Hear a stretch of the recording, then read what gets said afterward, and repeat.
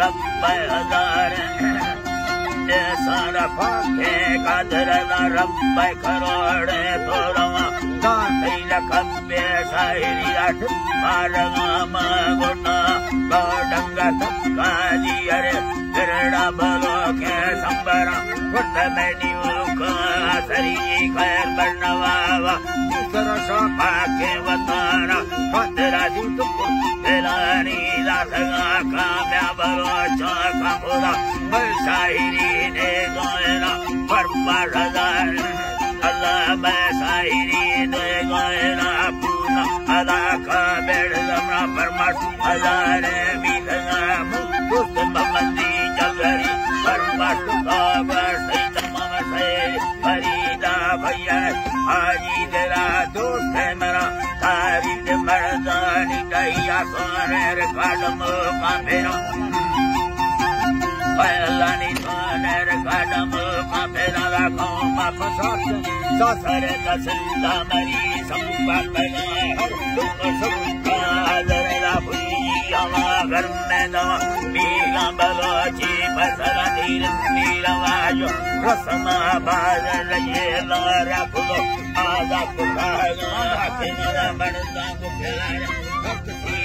da merge mara sindra yola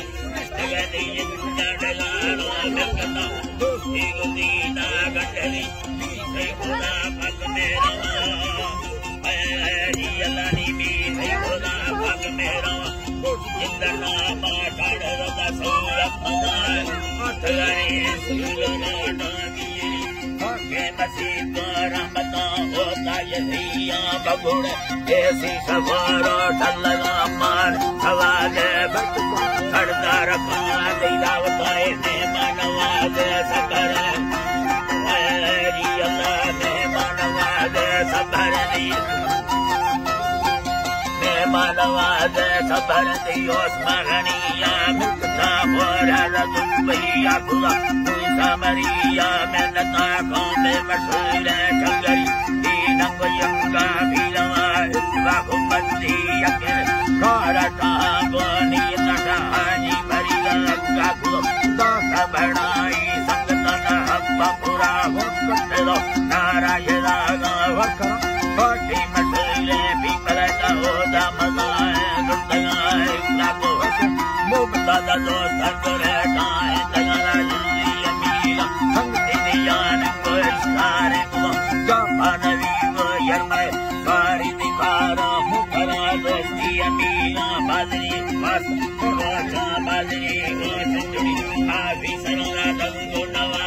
लकरी अको अमसीने leader कई दो सवन वीर दरवाज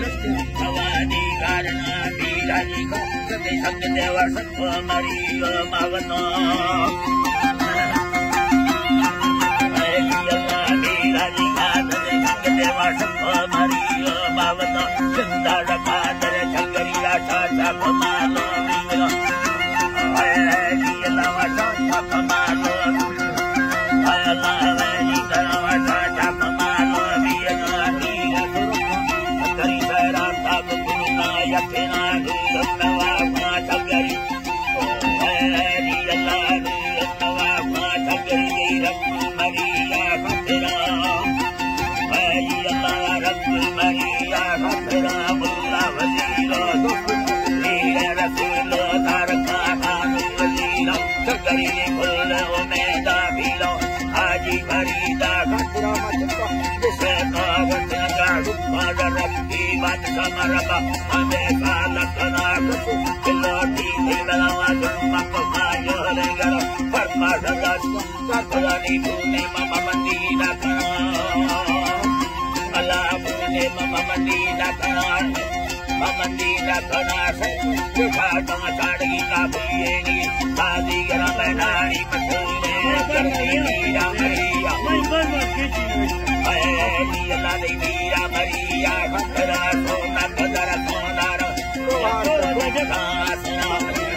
अल्लाह हो आता कुतो आसना मसूल मीरा हमारी निगाह डोंगरी चढ़ल बदनीरा हमें तेरा दुआ थोड़ा हो भारत मोरा अल्लाह लगे थोड़ा हो भारत